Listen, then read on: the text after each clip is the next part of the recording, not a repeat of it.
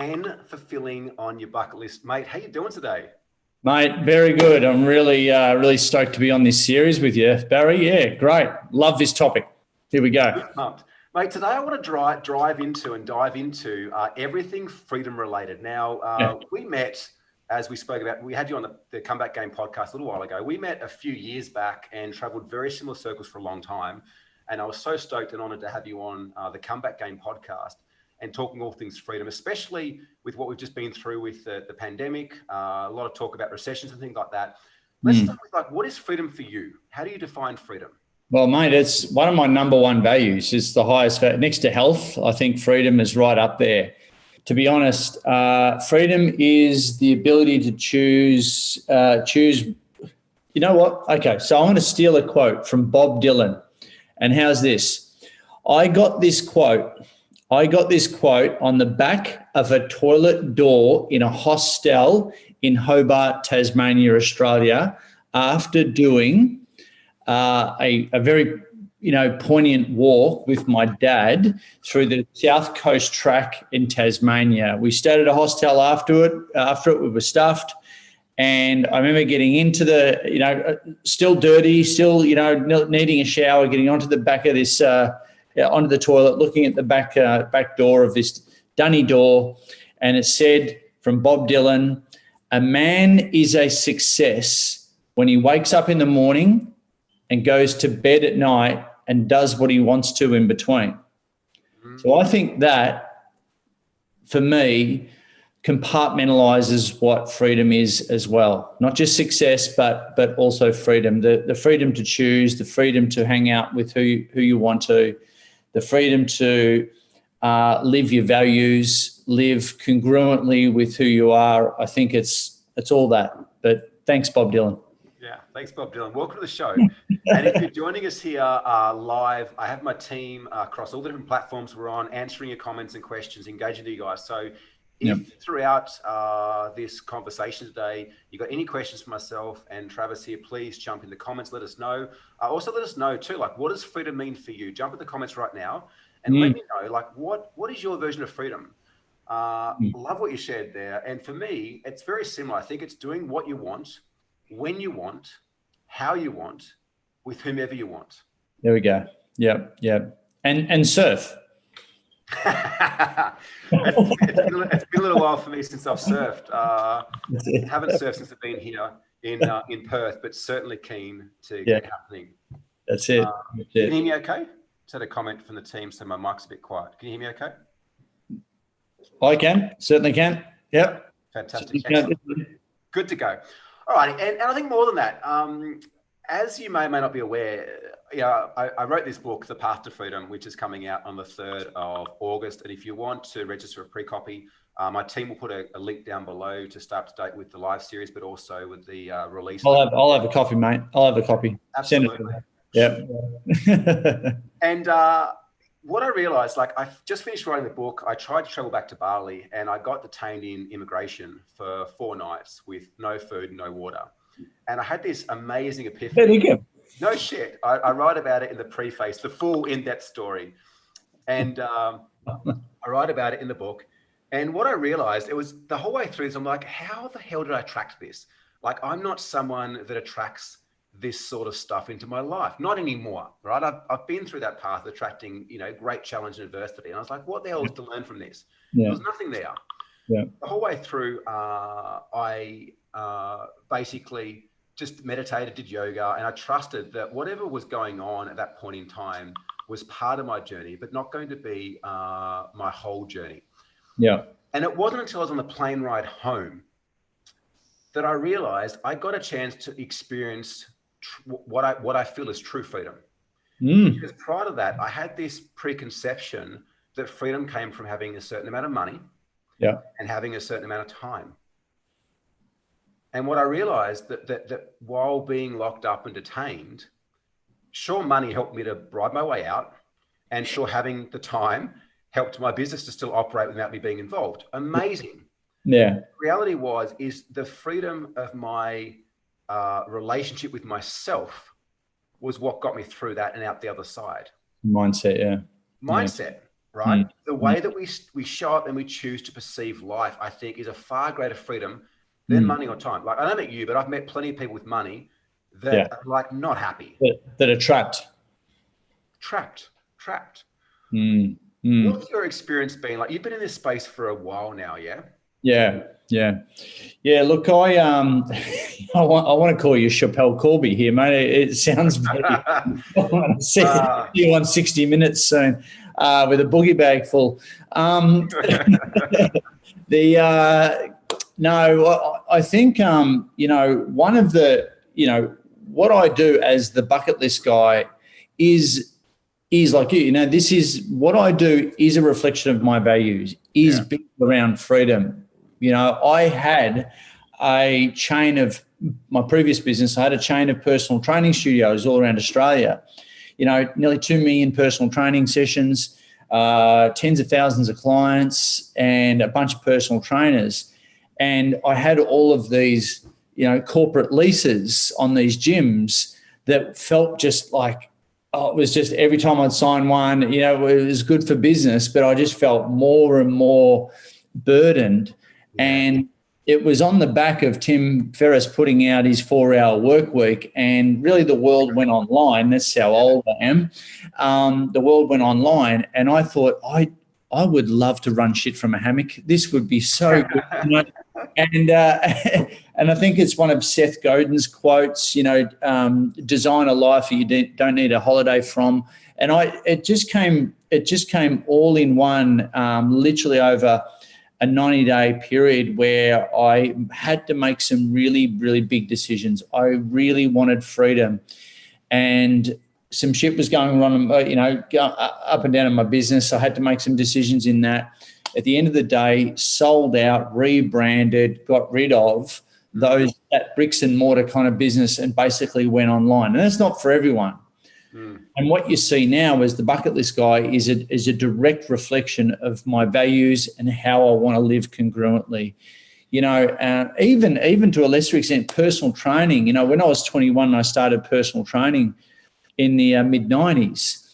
I trained so many people that were wealthy. I was doing, before I had the gyms, I was doing personal training in people's homes, and very, very wealthy people, and some celebrities as well. But they were all trapped. No matter how much money they had, they were all trapped and stressed. And I'm like 21, looking at all these kind of wealthy examples and saying to myself, I don't want to be like this. Yeah. Now, wouldn't mind having a little bit more money, but at the end of the day, not at the cost of being trapped. I remember distinctly, I used to ride my bike around to personal training appointments and stuff, and I'd often go against peak hour traffic. I'd go against the flow, like a salmon going upstream. And I'd be going home from my personal training sessions and going against peak hour traffic, and just looking at people in their cars in peak hour going, no way, I don't want that. And that was at 21, and that was imprinted in me from a pretty early stage. And also the influence of my dad working in the same job from when he was 16 through to retirement, and not particularly liking what he did as a mechanic, as a fitter and turner. And me, his adopted son, always being an entrepreneur. We always had that kind of battle, that language difference going on. And for me, he showed me what I don't want to do, to a certain extent, but also showed me, definitely a lot of other values around hard work and discipline and that sort of thing. So learned some good stuff, learned some not so good stuff. But at the end of the day, the bucket list guy is an example of me living my values, being more congruent with who I really am. Yeah. And if you just joined us, I'm here with Trav Bell, talking all things freedom, the number one authority when it comes to living your best life and creating and experiencing your ultimate bucket list. And what I'd love to know is just drop in the comments, drop in the chat, like, what does freedom mean for you? So Trav, like 21 years old, like looking up, aspiring to this money, but like, I don't want the burden that comes with it. What I love is that you've made a living for yourself through your deepest expression of what freedom is for you. Now, I can imagine that when you maybe share with people, hey, like I'm gonna be the bucket list guy. Like I'm gonna be the guy that helps people to, I know it's more than this, but create lists and holds them to account to live their best life. I can imagine you had some naysayers or some people that are like, you'll never make money doing that. You'll never be successful doing that. Yeah, I mean, yeah, that naysayer was me too, mate. Like, little quick backstory too. Like, a lot of people don't know this about me. Like, I think we did the same sort of NLP courses, life coaching courses, and this sort of thing. And you know, I had my little breakdown before breakthrough moment. I found myself in course, you know, a few, and I was, you know, I walked on fire. I bent the arrow, I bent the bars and broke the arrows and punched the boards and hugged it out and high fived with strangers on weekends at personal development events. You cry, I cry. And it wasn't until a friend of mine actually said, "Hey, why don't you teach this shit?" And that actually helped me compartmentalize what I was going through. And I then mustered up the courage. I went, "Yep, let's put some of this into practice." I put on a seminar, 40 people in the room, nearly had to pay them to be there. And at the end of it, and mostly family. mostly family, yeah, extended family. And it was actually like I'd always had a list to do before I die, actually written down since I was 18. So wherever I moved around in shared housing, I always had my little blue folder with my list, and I've still got it today. And I shared the fact that I had one of these lists. This is 10 years ago. And I said, who else has got one of these lists written down, you know, to do before you die? And it was like, donuts. Nah, you're the only freak in the room. So I said, why do you go to work every day? Why do you want to earn money? Why do you want more time? And the common response is pay off the house, put the kids through school, do a bit of travel when I'm older. I'm like, is that it? I said, what else? You know, and I started sharing some of my stories. And then Jo, one of the ladies there at the time, said at the end, how's all this list to do before you die stuff? It's really fired people up. It's like a bucket list. You're like the bucket list guy. And it was this light bulb moment. Went home, registered the domain name, bucketlistguy.com, and with no idea how the hell I was going to monetize it. No idea. My main modality, as you can probably tell, is I love speaking, coaching one-to-many, even though that was the big domino that I had to push over to affect a lot of other areas of my life, being, funnily enough, an introvert, and that was a real big step up. And geez, I've got some war stories about that. But at the end of the day, I stepped into that, and you know, I monetized it through that. And you know, I've been writing my bucket list off on tax ever since. There's a maybe I'll become the second best bucket list guy in the world. No, I've already got that domain too, mate. But and don't even try bucket list babe or anything like that. So bucket list Baz. Yeah, there you go. All right.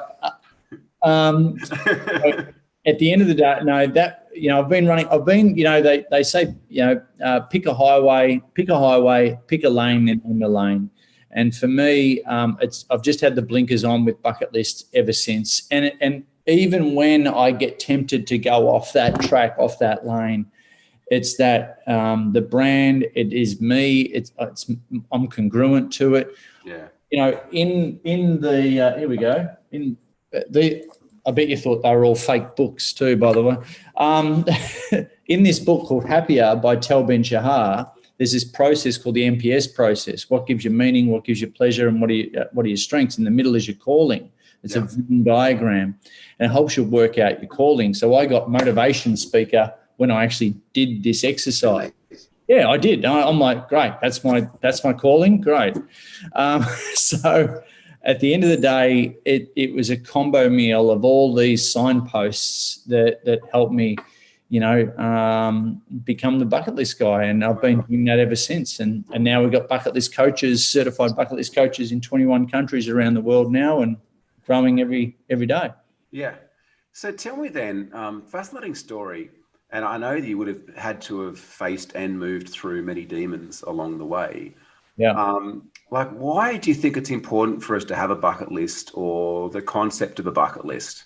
Look, it's your why. It's a tangible life plan. That's what it is. It's a deep reflection of what lights you up, what gives you, you know, instant gratification, delayed gratification, what brings you happiness. It's the end steps of what might bring you more meaning, purpose, and fulfillment in life. Yeah. And it's not, it sounds a little bit light on, a little bit shallow, just go write a list and go doing it. But so people are so busy being busy that they forget about their bucket list until they get given a use by date. And suddenly people who are so busy suddenly reprioritize in a heartbeat. When they get given a use by date, just like the movie, The Bucket List. And my whole mission is I want to wake people up so they can live a regret-free life rather than a regret-full life. And it's not just about writing a list, as you know, mate. It's not just about writing a list and then going and doing it. It's really about how a person reverse engineers every aspect of their life in order to make this stuff come to fruition. So it's a growth of them on that journey towards these destinations, these self-imposed destinations. And more importantly, it's about the them, the us, the you that exists on the other side. And that's the person that we don't know yet. And that's our potential. And as a coach yourself, mate, you want to help people. The human experience is about helping people experience more of their own potential before their time is up. Yeah. So they don't live a regretful life. Yeah. And, this message, the mission, the purpose that we're, I'm now collectively putting out with a lot of our coaches around the world, mate, it's mainly based on positive psychology, not regressive psychology, but positive psychology, which is the science of happiness. So at the end of the day, we're helping people, right now we're through our programs through mental health issues, depression, a whole host of different things. And the world needs that right now, I'll tell you. Absolutely. Now more than ever. And we've got some questions coming through. And please, if you've got any questions for myself or Travis, jump in the comments wherever you're watching this. Thanks for joining us. Hit the like and the love button. Put your comments in. We'll answer the questions in just a moment. Before we do, though, I see this as a bit of a counterintuitive, right? How does this affect, let's talk, a huge portion of our audience is business owners, entrepreneurs, right? And many business owners struggle, right? Despite how they might appear to show themselves on social media, they struggle to pay their bills week to week, get good cash flow, pay themselves a decent income.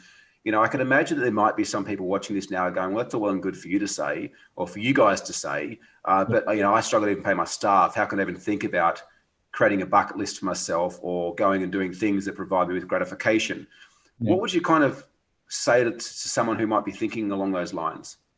Yeah, two things, and I'm going to remind myself. And number one, all business owners have to be leaders, right?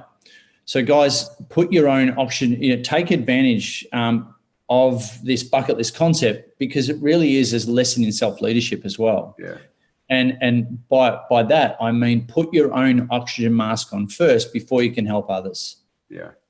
For your family, for your team, for everyone in your ecosystem, in your inner circle, put your own oxygen mask on first before you can help others, because so many business owners sacrifice their own happiness for the benefit of the team and the mission. And, but true leadership is being the example for others to follow, And I don't know about you, mate, but I love doing business with people that are enthusiastic about life, that are engaged, that I love hanging out, having a beer or a coffee or a catch up with someone that is glass half full, not half empty, and always complaining. And so a lot of this sort of, but a lot of this stuff comes down to decision making, right? Decision making. When you have a very tangible bucket list, or what I call a tangible life plan, I say a bucket list is a tangible life plan where our career plan or our business plan should fit into our life plan, not be the other way around. Our businesses, as you know, it should do two things and two things only: spit out the cash flow that we need and also spit out the time flow that we need to do the things on our bucket list at the end of the day. So there's some decisions that need to be made. Successful people make decisions quick. Yeah. That's what we do know, don't we? They get the information in and they process it, and and the more that you're in business and the more successful you are in business, and this better than anyone, Barry, is the fact that it's about quick decision making. trusting your gut a lot more. I bet that everyone watching who is in business, that that you need to make those decisions, whether it be another team member, whether it be getting a VA, whether it be making that letting go a team member. Yeah, whether it be letting go a team member, let going or delegating more, trusting others, which is the big one. And we're all on the same trajectory of they can't do it better, as good as me, and but you never know. Like, the more tangible this life plan, the more it'll pull you out of bed, the more it'll motivate, inspire you, the faster you'll be able to make decisions in your business, guaranteed. The fact is that if you're doing it just to pay the bills, just to create a little bit more time for you and your family so you can have Sundays off, that's scarcity thinking, not abundance thinking. This is an abundance exercise. Here's the thing, guys, just write down a bucket list to start off with. Like, get it out of your head, separate it from your daily to-do list. Just getting it out of your head, you get a 42% more likelihood of it actually manifesting if you actually just write it down. Yeah. Just write it down. Yeah. Worry about the what, worry about the why, and don't worry about the how. Yeah. Your brain, your internal Google search will distort, generalize, and somehow that stuff will come to fruition. Yeah. And the best way to start that is right now, jump in the chat and write down, like, what's the number one thing you'd put in your bucket list? What's the first thing that comes to mind? That thing that you've maybe always wanted to do.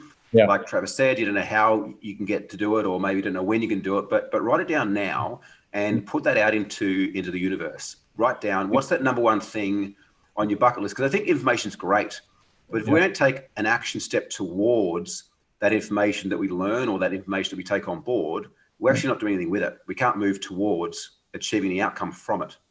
And like, it's funny what you just shared. Like, I've been in business for 18 years and I've made a lot of mistakes, and I reckon I've made more mistakes than the average person, purely because of my pig-headedness, my stubbornness, my impatience. And, for a long time, as you know, through the Game Change, we've been on a huge mission to help business owners, essentially eradicate entrepreneurial poverty. Unfortunately, most businesses aren't profitable.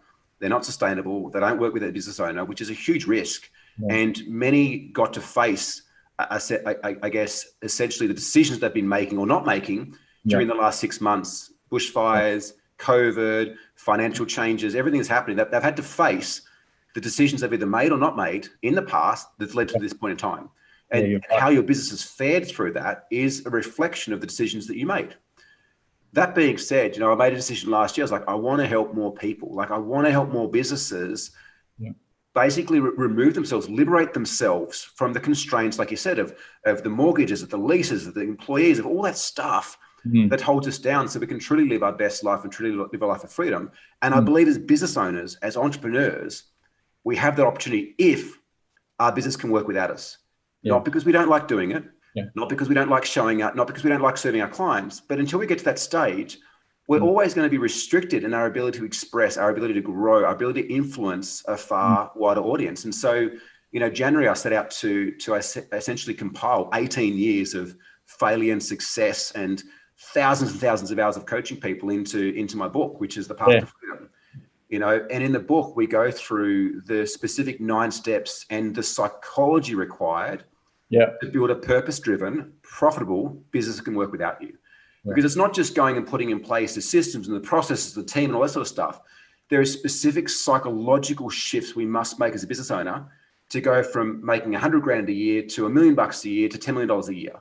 Yeah. And when you've gone through that process time and time again, you start to see there's a pattern, and I want to help more people access that. And so, if you're watching this, you're a business owner, you're an entrepreneur, and you want to get a copy, the team will put a link to keep up to date.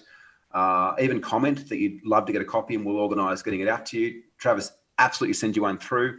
Yeah, sure. We've got some questions coming through. So, question here from Bill from Melbourne. Tell us a bit about your Everest trip. Did you get frostbite?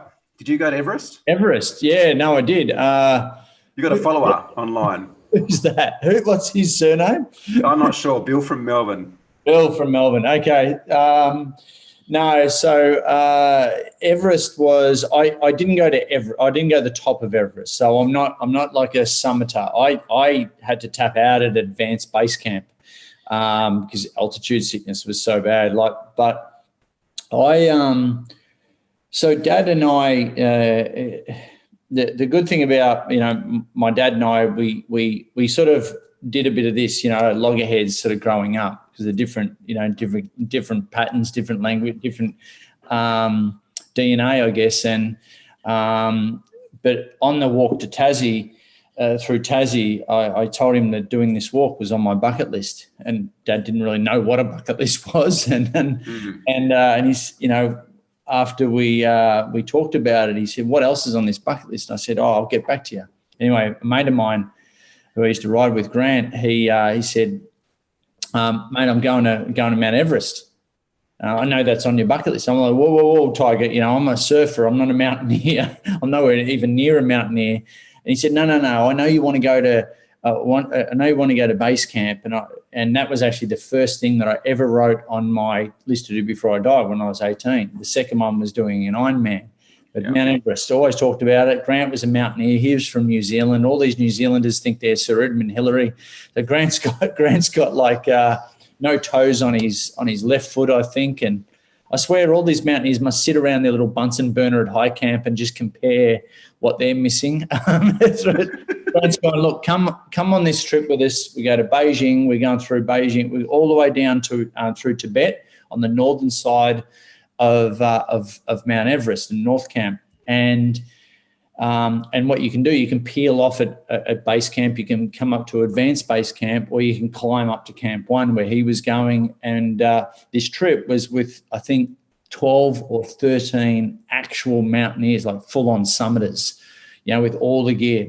And they were going to park themselves at base camp or advanced base camp, which is at 5,500 meters from memory, which is in between. This is in the Tibetan side, which is in between camps 2 and 3 on the Nepalese side. Dad, yep. You know that bucket list? Yep. We're going to Mount Everest. We're going to base camp through Tibet. Trav, where the fuck is Tibet? Anyway, well, it's part of China. And I said, "You're in?" He goes, "Trav, you realise I've never been out of Australia before, mate." I said, "That's exactly why we're going, buddy. Let's go." So we went, part of this expedition, and, went up to advanced base camp. You do like 10 steps, and I was just like feeling like I had a hangover every day. But it was just such an amazing experience. And then went over. Did you keep all your toes?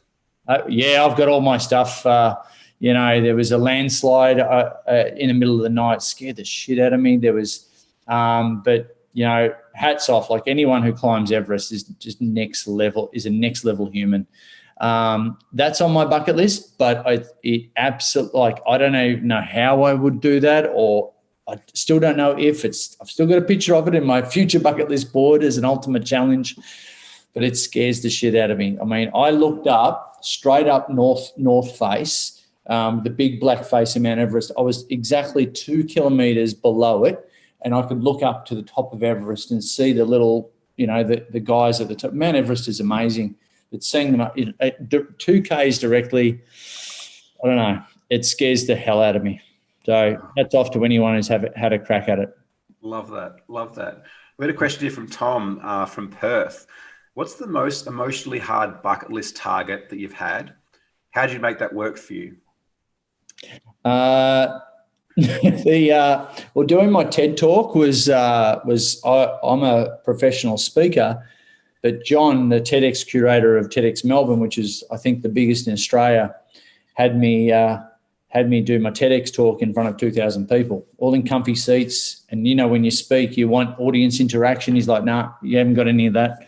And your normal shtick that you do for a keynote, don't do any of that. It's got to be about the idea we're spreading. So here I am. I normally run around on stage. I'm going to be speaking at your event, mate. Hopefully I'm not on a 3x3 red dot like I was. We're going to handcuff you to the chair. Don't do that. I'll rip the chair out of the wall. But we've got a 3x3 red dot and 4 cameras on you.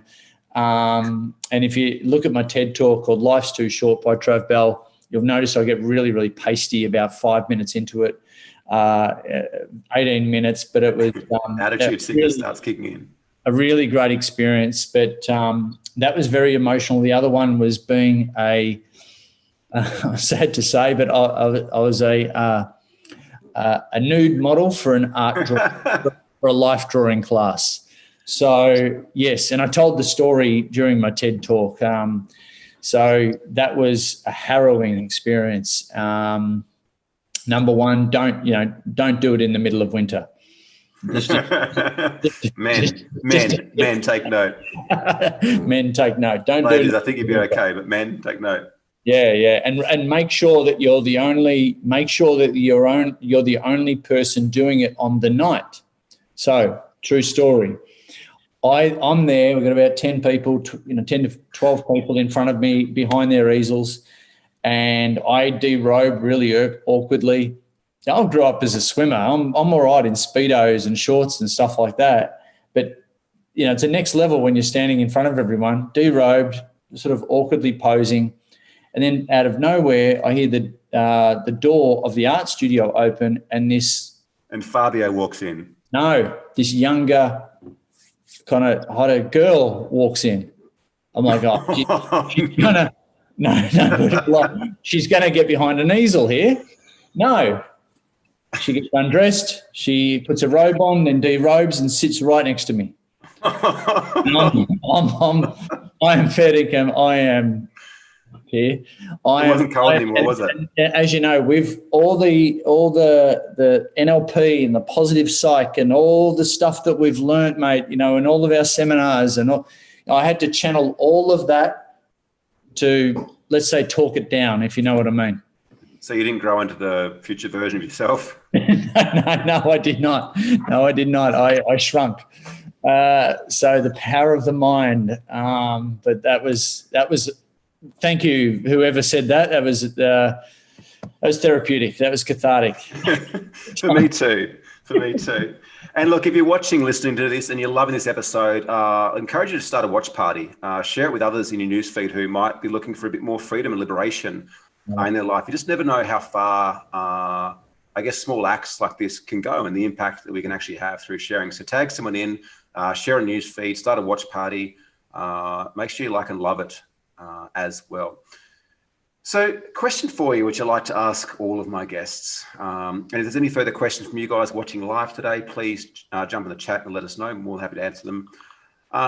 Question, knowing what you know now and having gone through what we've been through, what advice would you give to a younger version of you? Oh, Jesus. Don't party as much. Oh, really? Yep. And be pay your taxes, start paying your taxes earlier and on time, and be a good citizen in the country that you find yourself in, and invest in property way earlier. And I've got 4 kids in my life, and I'm drumming that into them, and that's financially. I would say to myself, go and do an apprenticeship. Find a mentor, find someone that's doing something that you want to do, and become a complete pest. And go and shadow the shit out of them. Do it for free. Do it for next to nothing dollars. Just go and get in their world and ask as many questions as you possibly can. But go and work at wherever you want to work. There's something that busy people, if it's to be with a busy person, whether it be an entrepreneur or whoever. There's one thing that a lot of entrepreneurs don't have, and that's time. Yeah. So as a young person, you've got time. You've also got the ability to network in areas that they can't. So you've got a network and you've got time. Those are 2 very, very, very important commodities that you can exchange for mentorship or for coaching or for shadowing. Absolutely. Makes sense? Yeah. And I wish I did that earlier. I wish I could identify the kind of people. I don't know who I would have followed, but I wish I I did a lot of that earlier rather than finding out a little bit later. You know what I mean? Yeah, love that. And then use that information, use that network that you do create, and really have an attitude of not what's in it for me, or what I can provide. How can I be of service to that person? Okay, and go after it, and that's your apprenticeship. Yeah, love that. Love that. Thank you. Another question here from Scylla. What's one thing you can recommend for others to put on their bucket list?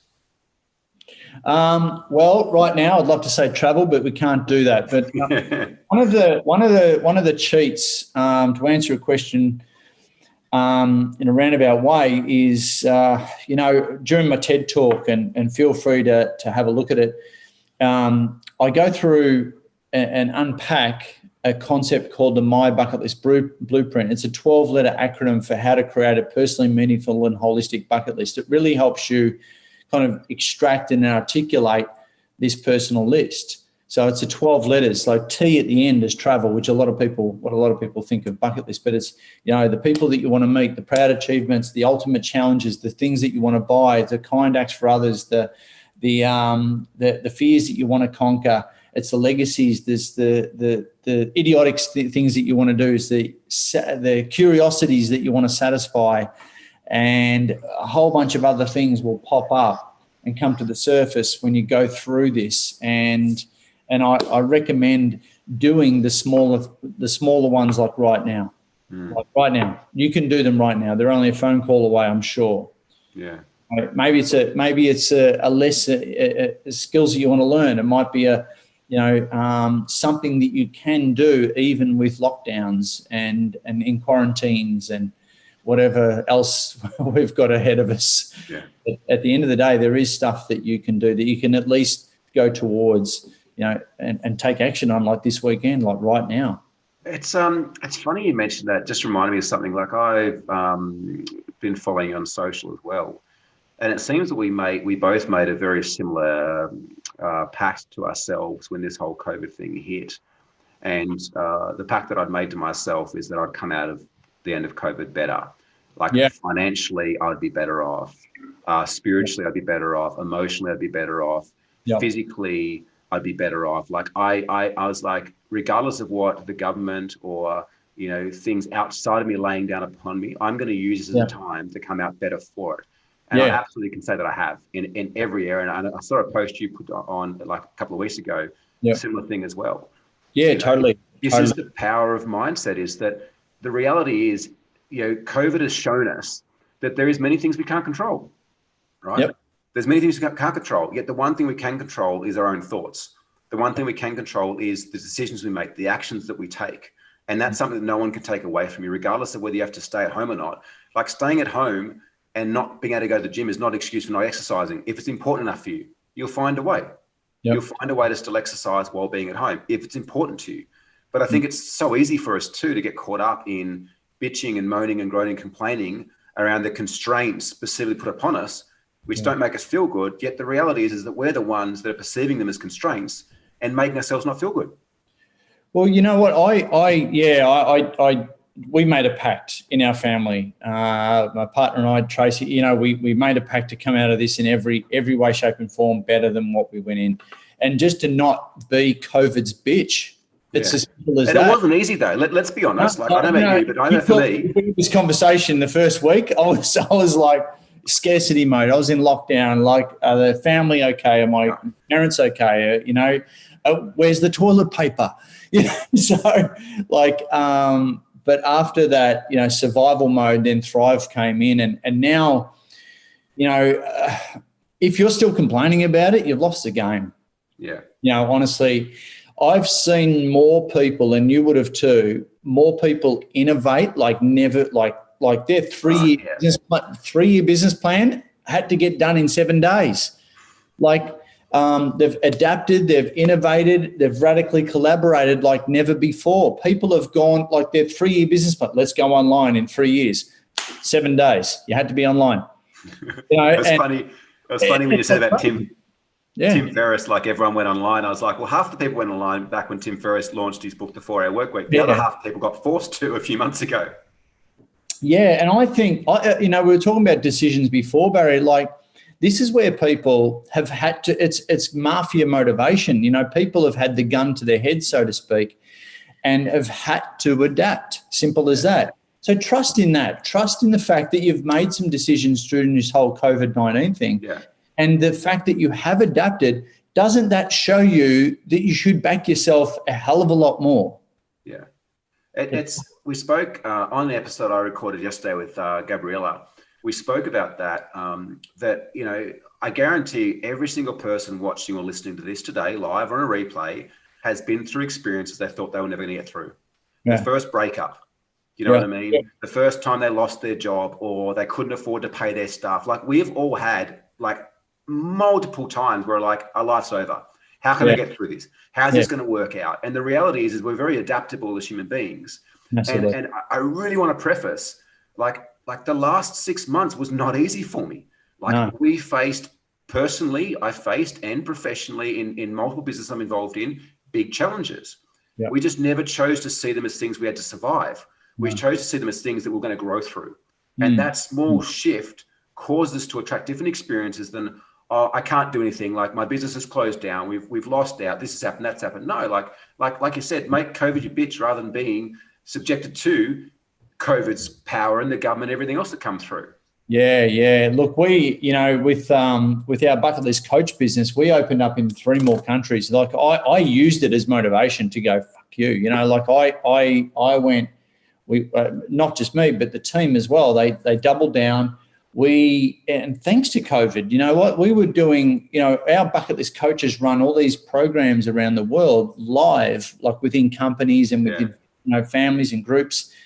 And we were all just, they were live, face to face. And so within 7 days, our ops team and our marketing team just switched everything to online. Suddenly, we doubled our offerings, our service offerings. We were doing everything online now, and we still are, and there to stay. And we opened up in Finland, Switzerland, and also Chile. Yeah. And we're running programs in Sao Paulo in Brazil, right in the middle of the whole, in the second, third week of the coronavirus hitting. Yeah.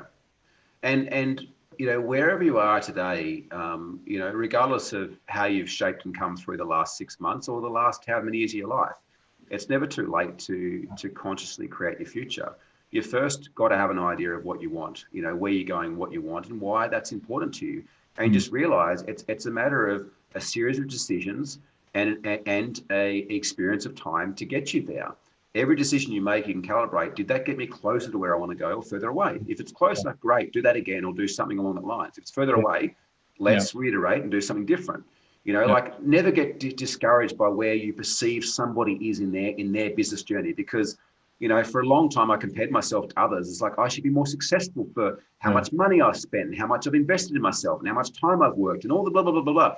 But that's all just bullshit that gets you away from actually kicking goals and stepping towards your goal. The reality is if every single day you take one step towards where you want to go, eventually you get there.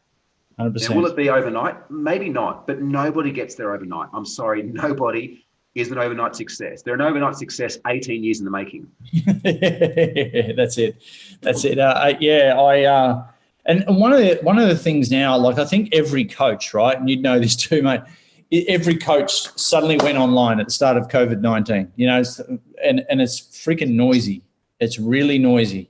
And we're overrun with gurus. But here's the thing, what Barry said, spot on. You just worry about the next thing that you've got to worry about. We're all comparing this. The shit thing about social media, we're all comparing our behind the scenes footage with someone else's highlights reel. Yeah, I love that. Fuck yes. We Hit are. the like on that. Mate, hit the like on that. And I've got to remind myself, because I get caught up. I'm as competitive as anyone. And it's no, just focus on what you've got to focus on. Get really clear on your bucket list, on your vision and mission for your business and what you've got to do. Fuck everyone else. God, I love that. Everyone's comparing their behind the scenes footage to someone else's highlight reel. You are, aren't we? And the thing is, the shit thing about this, and I was about to do a talk at RMIT University here in Melbourne just before the COVID-19 thing hit. And I was there to do a talk about this thing called the loneliness epidemic.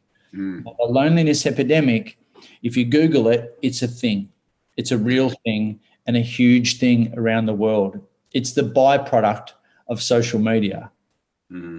Now, the mental health, the mental health of the planet was already in a really bad place. Now it's even worse. We know what a pandemic is, COVID-19. So an epidemic, not that far off. It's huge. Yeah.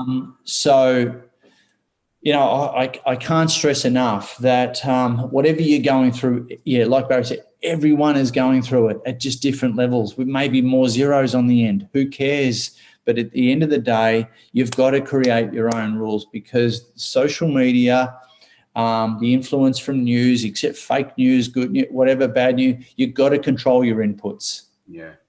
In fact, if you're too busy watching, if you're too busy watching, you're not busy enough leading. Yeah. I love and that. going after what you want to go after. So get on the front foot rather than the back foot, and lead in the direction that that you've got to go into. Love that. Love that. Well done. And quieten the noise in the process. Fuck them all and just get on with it. Yeah. And so if you're an entrepreneur that wants to rid yourself of entrepreneurial poverty, if you're wanting to create a business that is profitable, purpose-driven, and can work without you, make sure you follow the Game Changers. Click on the link below that we put in the comments here to grab a copy of my book, where we can help you implement the steps, the strategies, and the psychology to build a profitable, purpose-driven business that works without you. Trav, how can they find you, mate, if they want to find out more about the Bucket List Nation? Domination. How can they find you?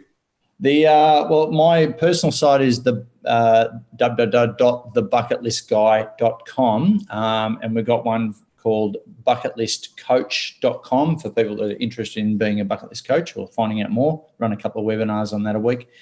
Hit me up on the socials. I think it's Trav Bell the Bucket List Guy on Facebook and LinkedIn, and bucketlistguy.travbell on Insta.